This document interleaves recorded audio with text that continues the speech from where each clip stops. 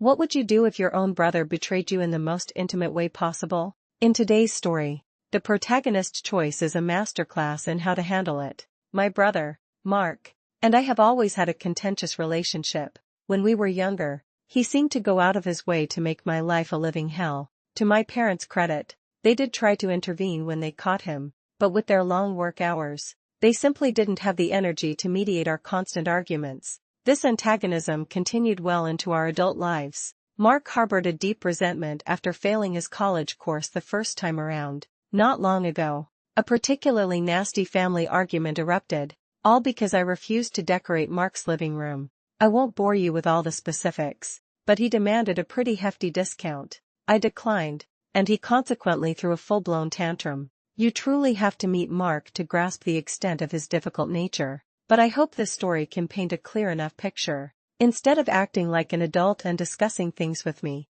he decided to do the unthinkable. He started seeing my toxic ex-girlfriend, the mother of my child, due to certain guidelines. I can't fully elaborate on what she was like, but suffice it to say, she was not a pleasant person. She never truly bonded with our son after he was born, leaving me to shoulder all the parental responsibilities by myself. Eventually, she simply walked out on us, completely cutting off contact with our son. She'll occasionally post on social media about her beautiful baby boy to garner sympathy, but that's the extent of her involvement. I've been a single dad for nearly 3 years now, and while I absolutely adore my son, it's a constant ache to think that one day he might ask why his mother wanted nothing to do with him. How am I ever supposed to explain that to him? Naturally, I was deeply bothered when Mark first told me they had hooked up. It wounded me even more profoundly when he began to formally date her. It had taken me so much time and effort to heal from the pain she inflicted upon my child and me,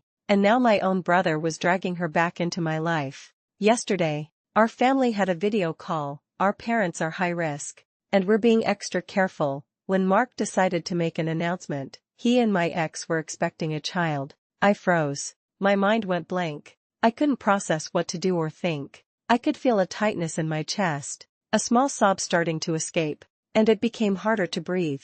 The room seemed to spin slightly as the news hit me with the force of a physical blow. My vision blurred, and the faces of my family members on the screen seemed distant, as if observing me from behind a pane of thick glass. I swallowed hard, trying to regain some semblance of composure. After what felt like an eternity, I managed to stammer out a congratulation.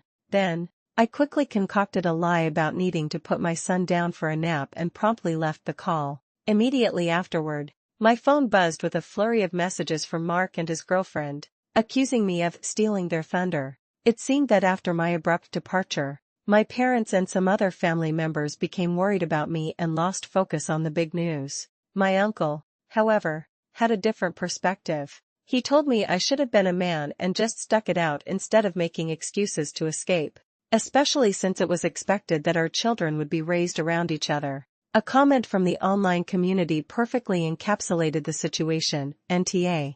Your kid is gonna grow up with half-siblings but think they're cousins. His aunt will actually be his mom who wants nothing to do with him. And they're trying to make you think you're the asshole here? Nope.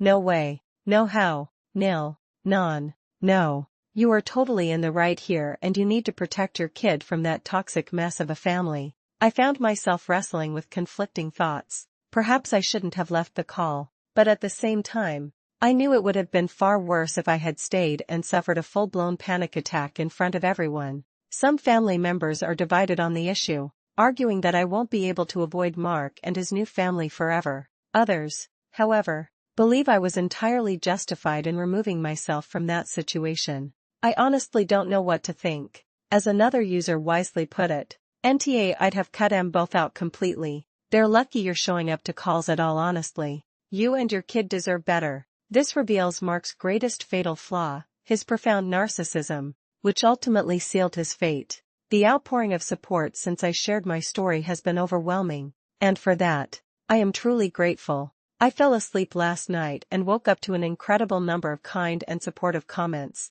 Many people have inquired about my parents' reaction. They aren't happy, but they simply lack the energy to contend with the inevitable hassle Mark would cause. They actually cut him off for a short period when he first started dating my ex, but he relentlessly called them. and without going into too much detail, he made threats of unpleasant actions. So, they keep him at arm's length. I've explicitly told them not to cut contact on my account. If they choose to do so on their own accord, that's fine, but I refuse to be the reason they have to deal with his tantrums. The rest of the family, for the most part, wasn't thrilled about the relationship either but accepted it, or pretended to, as things became more serious. My uncle, the one who advised me to be a man, actually found the whole situation amusing. That's just the kind of person he is. As difficult as it may be, I've decided to cut off contact with both my brother and my ex. As many people have pointed out, this decision isn't just for my sake, but, more importantly, for the sake of my son. I refuse to put him through any of that toxic mess. This story highlights the crucial lesson that protecting your peace and your children's well-being should always come first, even when it means making difficult decisions about family. What would you do in this situation to safeguard your child's future?